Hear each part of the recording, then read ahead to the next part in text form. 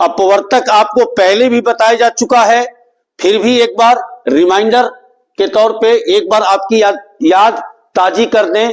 कोई संख्या जिन जिन संख्याओं से पूरी पूरी विभाजित हो जाती है वे संख्याएं उस संख्या की अपवर्तक कहलाती है। जैसे यहां देखो 48 है, 1 से पूरा पूरा कट जाएगा, 2 से भी कट जाएगा, 3 से भी, 4 से भी, 6 से भी, यानी जिन जिन संख्याओं से ये संख्या पूरी पूरी कट जाएगी ये सभी क्या होंगे? 48 के अपवर्तक होंगे। ठीक है ना? अब यहां कोई लिख दे 5, तो क्या वो 5 48 का अपवर्तक होगा?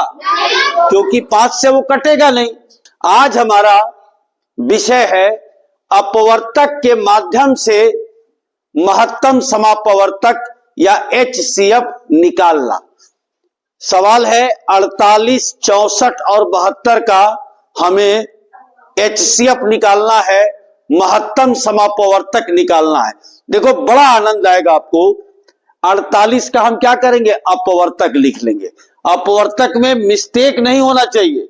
ऐसा नहीं, कई बार बच्चे बीच में एक आध डिजिट भूल जाते हैं। क्रम से छोटे से बड़े की ओर बढ़िए और जो भी इसका अपवर्तक है सब लिख लीजिए। इसी तरीके से 64 का भी लिख लिया। 1 से कटेगा, 2 से कटेगा, 4 से भी कटेगा, 8 से भी, 16 से भी, 32 से भी, 64 से भी। इसी प्रकार 72 का भी अपवर्तक हम लिख लेंगे। 1 2 3 4 6 8 9 12 18 24 36 72। एक बात याद रखना, अपवर्तक पढ़ाते समय भी मैंने बताया था प्यारे बच्चों को कि किसी भी संख्या का अपवर्तक एक और वो स्वयं अवश्य होगा। अब तीनों का आप अपवर्तक लिख दिए। अब क्या करना है? एक शब्द यहां लिखा है समापवर्तक, यानी समान अपवर्तक, सम या सार्व अपवर्तक।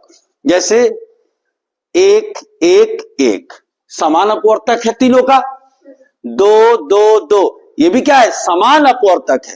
तो इसको अपवर्तक को जरा अपने दिमाग से जज करो, ध्यान से देखो कि इसमें क्या लिखा है।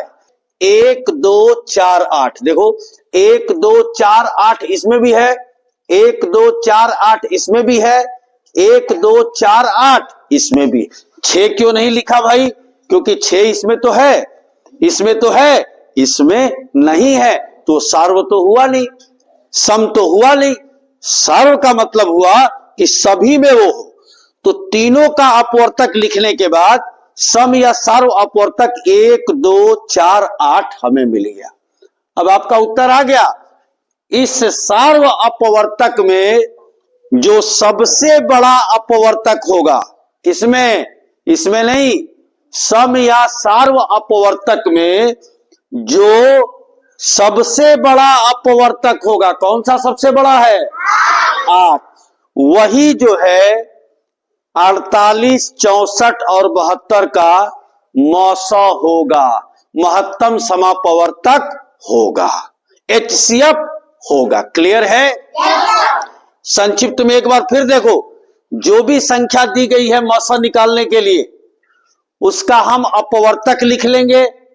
अपवर्तक लिख लेने के बाद सम या सार्व अपवर्तक हम छांट लेंगे। इसको छांटते समय बहुत ध्यान, एकदम ध्यान से, जैसे कोल्ड ड्रिंक जब बटाला ना, अगर केहू के 2 हाली दिया गया कहाई कि 3 हाली, तो बलबा झूठ, हम 2 हाली ले बनी, बड़ा ध्यान देते हो। उसी तरीके से यहां ध्यान देना है बाबू कि कोई छूट ना जाए। तो ये हो गया अपवर्तक विधि से। दूसरा क्या होता है? गुणनखंड विधि और भाग विधि। ये तो दोनों बताया गया है ना। तो इसको गुणनखंड विधि से और भाग विधि से आपको महत्तम समापवर्तक निकालना है। समझ गए? बहुत बहुत धन्यवाद।